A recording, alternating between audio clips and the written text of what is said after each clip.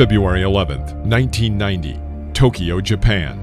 23-year-old Mike Tyson in his seventh defense for the title of world champion in super heavyweight. His rival was 29-year-old James "Buster" Douglas.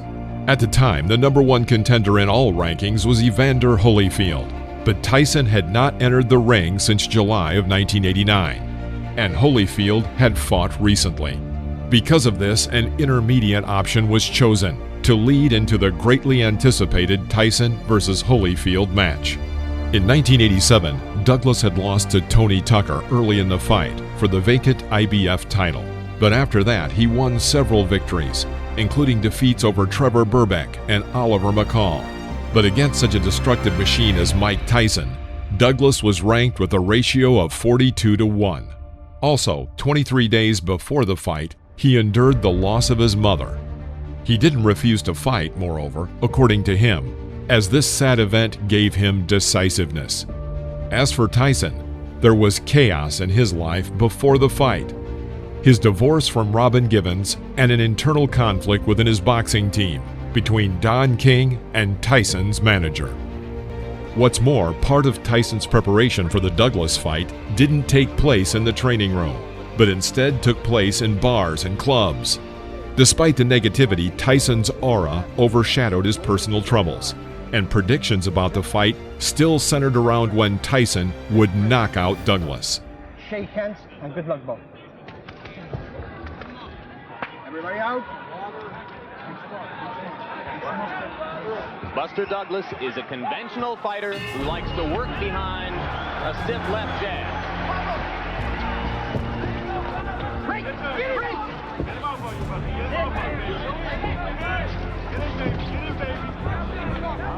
From the first round, it was apparent that this was not a typical Tyson fight, taking into consideration his other fights of that time period. Iron Mike did not act as dynamically as before. However, Douglas was clearly feeling confident in the ring. Many of Tyson's past rivals lost to him even before the fight began, but there was no hint of anything like that in Douglas's behavior. Douglas moved easily, trying to keep Tyson at a distance using his jab, and if Mike moved in to close the distance, James threw punches in response.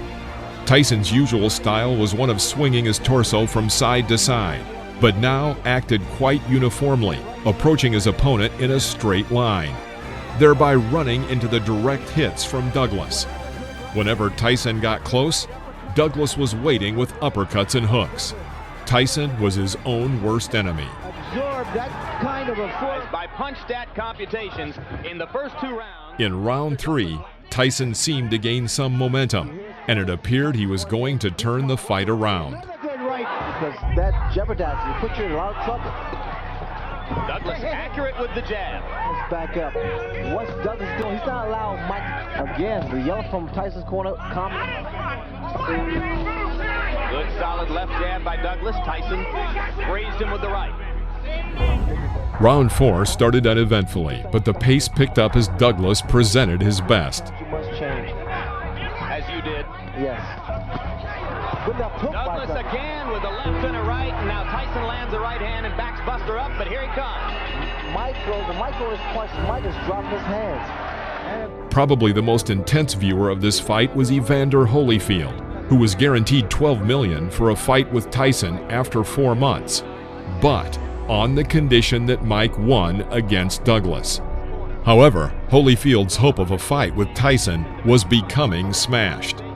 In round 5, Douglas beat Tyson heartily, and as a result, Tyson suffered a cut above his left eye. Tyson's coaches, Aaron Snowell and Jay Bright, used ice to control the swelling. It's the best opponents. This is even better news than that from his point of view. And he is swelled up. If anything, his dominance is increasing. Again, the lead-off rights. I'm very surprised they're landing like they are. As long as Douglas stay there, he's going to play right into Mike Tyson's hands. But the thing about it is, Jim and Ray... Douglas felt at ease against Tyson's actions, since Tyson acted with single blows and not with 2 or 3 shot combinations that were followed by a clinch. Tyson's action defied logical explanation, possibly blamed on poor physical preparation. Eerily silent.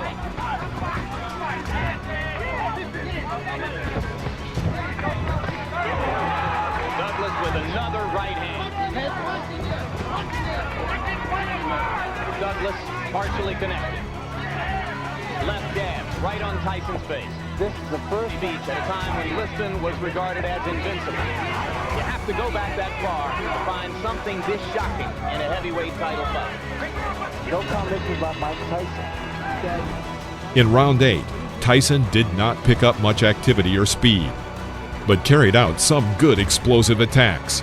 There was hope that Mike might be able to save his titles by using these explosive attacks. Well, he's asking some questions of Tyson that Tyson hasn't been asked before. In the second half of the fight, Hitting on the break, Moran didn't say a word to him about it. Well, there's just no question which is the more confident fighter now. You see how easily Douglas is dominating the action inside. and Tyson is holding on. Then, when Douglas gets too close, Tyson inflicts a right uppercut on the attack, knocking Douglas down. Against the rope, I've never seen. And there's a right hand uppercut, and down goes Douglas. As suddenly as that. The referee controversially counts very slowly, and by all accounts, it took 13 seconds between the moment when Douglas fell to the floor and the moment he got up.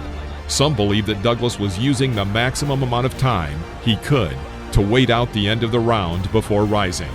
Judging by his first movements, he could have risen earlier.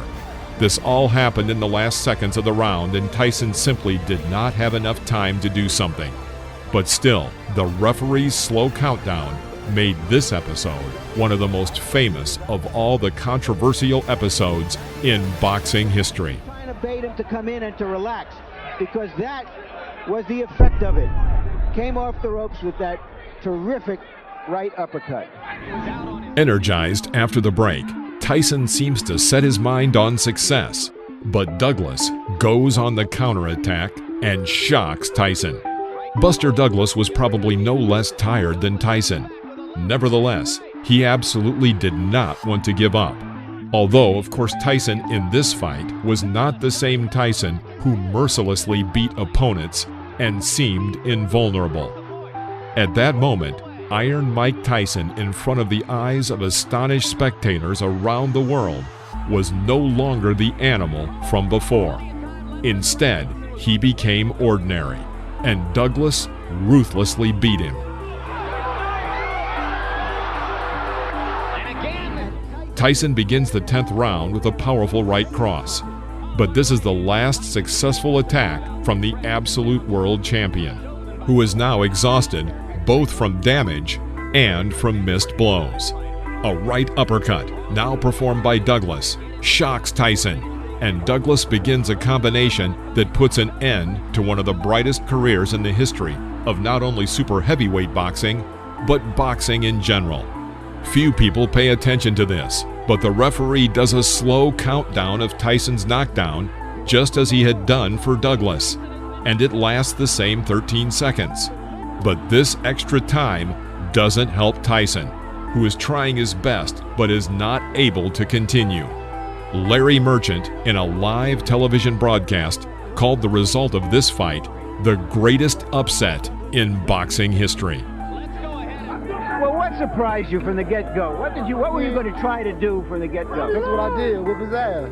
You know, I mean, you come to fight, I come to fight. I told you in the room, I said, it was time for James Douglas to come out of the closet. But it seems you had You know, I told you that I also had times where I had great fights that would come back with 2 or 3 different fights that was mediocre, you know, and that would leave a lot of doubt.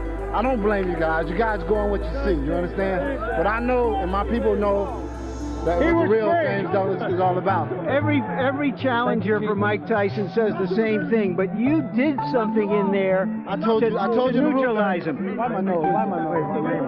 Thank you, Jesus. Evander, your reaction to what you just saw? Well, it was a great fight on Douglas' part. He went out and fought his fight and fought a very smart fight, and he proved that he wanted to be the champion. And badly cut under the left eye. Low blow by Gatti. Esteves says keep him up. Right hand lands over the top. Down goes Willis. I don't think he'll make it back. 2 big right hand shots by Gatti. Monster shots. And a swollen Gabe Willis. After the fight with Gabriel Ruelas, which was recognized as the Fight of the Year in 1997, Arturo Gatti decided to leave the semi-lightweight and made the decision to go into the lightweight division. 3 months after the hard fight with Ruelas, he fought Angel Manfredi, who was considered in the top 10 lightweights. Arturo did not have time to fully recover, which was to his detriment. In the third round, Gatti was knocked down.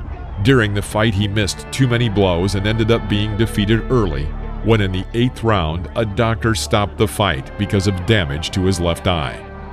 In general, the fighters were equally matched. Therefore, given all circumstances, it was expected that Gatti would certainly prove himself in this new weight. Moreover, he was a favorite of the public. After the Angel Manfredi fight, Gatti decided to rest and prepare for his next fight 7 months later. August 22, 1998. The rival was Ivan Robinson, who 2 years earlier fought for the championship title with Philip Holliday and lost by a unanimous decision.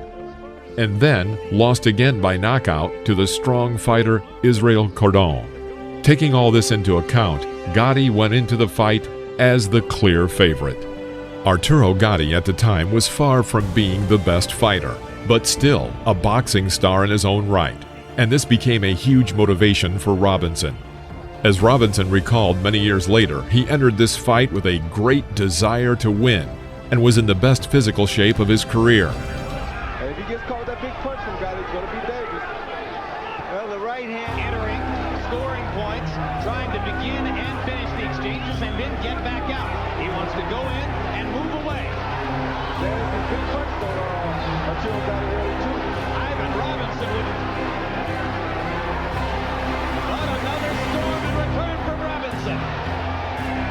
Landed a right hand across the top.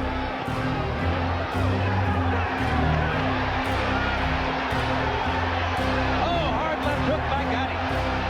Robinson's taking these punches pretty good right now. This round reminds me a little bit of the 10th round of Bo Holyfield. The first round was under control of Robinson. Gatti pressed ahead, but could not find a weakness. Robinson used his maneuverability and excellent jab to defend against Arturo's attacks, and quickly moved out of the danger zone.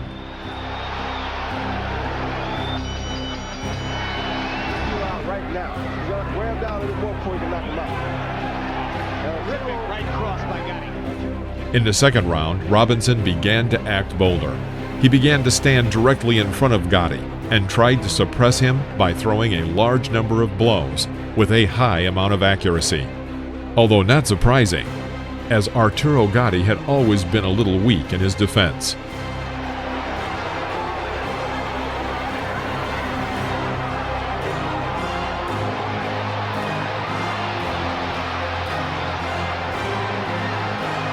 Robinson giving as good as he's getting, and sometimes better. This requires no commentary. If you've ever seen boxing before, So now you're going to see Robinson answering later in the round. That big right uppercut looked about the hardest punch in the fight. So In the third round, the fight became noticeably tougher, but in general, the picture didn't change much. Gatti was eager to land decisive blows, but this only led into desperate mistakes that Robinson took advantage of.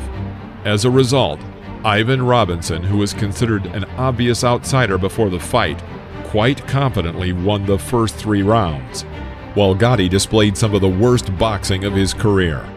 Gatti had one serious flaw, which manifested itself in this fight. After his unsuccessful attempts to attack Robinson, Gatti sometimes seemed to freeze and did not know what to do next, while enduring a hail of oncoming punches. Robinson just targeting Gatti. But sometimes boxing favors luck. In round 4, when the situation became critical, Gatti struck Robinson in the back of the head and knocked him down. The blow was not hard, but it was enough for Ivan so that he lost his balance. Gatti tried to build on this success, but his excessive desire probably led to further mistakes. Nonetheless, it seemed that Arturo had returned to the game. This knockdown frustrated the whole work that Robinson did and cost him as much as 3 points, since he would have won the 4th round if it weren't for the knockdown. and would have put him in the lead with the advantage of 4 points. Now, the difference was only 1 point, but Robinson had no time to pause as he repeated his successful strategy from earlier, which was to force his opponent to miss and punish him for those misses. The American won the next round, and he also opened a cut under Gatti's eye and caused swelling above it.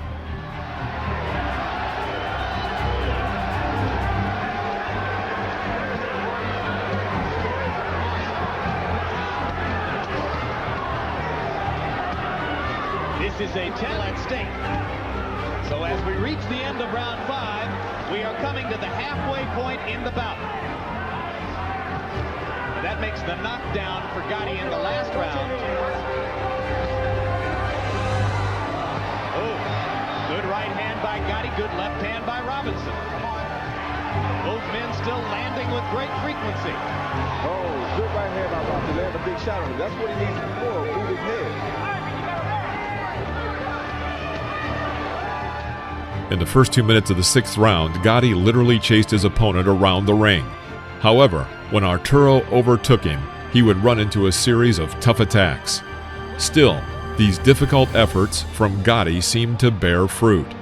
His straightforward attacks eventually shocked Robinson, who fortunately had only 25 seconds left in the round. He held out, but because of Arturo's attacks, he lost the 6th round in points.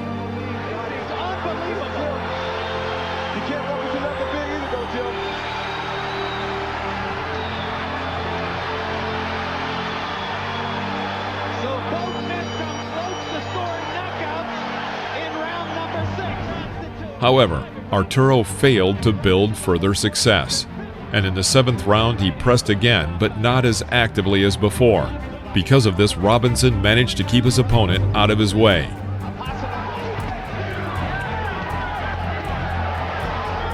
They're throwing some big punches that run another notch, Jim.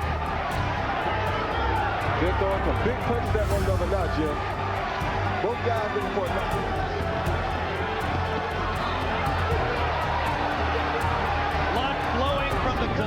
In round 8, Robinson may have decided to take a break, and Gatti took advantage of this by winning the round. Well, you don't want to get ahead of yourself, but if you're Ivan Robinson, in the back of your mind, you got to be thinking 7 more minutes and I've won this fight. Gatti liked that round. Every time he's landed some good punches. The last couple of rounds, but it's late in a fight in which he is likely trailing on the score. Gatti started the next round well, but then missed an incoming blow that definitely shocked him. Arturo recovered and even went on the counterattack, but in the end he lost this very important round. Huge night round for Ivan Robinson, trying to finish Arturo Gatti off. Gatti wobbling, seemingly almost out on his feet. Watch him erupt with a big left hook here any minute. Command now as we come down the stretch of the night. Early in the round, Gatti getting wobbled by some of Robinson's stiff, straight punches. Right there. Against good friend Ivan Robinson. At the time of the final round, Gatti was down in points. So much so that he could only win the fight by knockout or by a series of knockdowns. But boxers do not know the score during the fight, and so both of them wanted to pick up the win for this final round. At first, Robinson looked a little better, but during one of his attacks he got a little carried away, and Gatti caught him with a precise blow.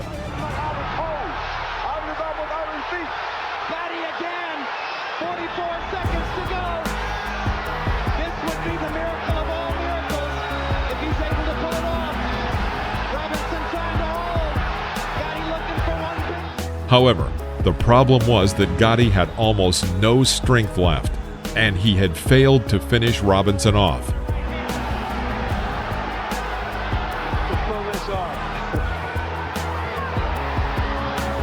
Ivan came to his senses.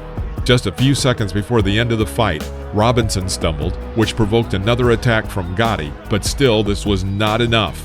As a result, Arturo Gatti lost in a fight in which he was predicted to win, and Ivan Robinson, in turn, invested all his moral and physical strength to his success, winning the hardest fight of his career. But the adventures of Robinson in 1998 did not end there. Less than 4 months later, a rematch was waiting for him. Winner by split decision, mighty Ivan Robinson.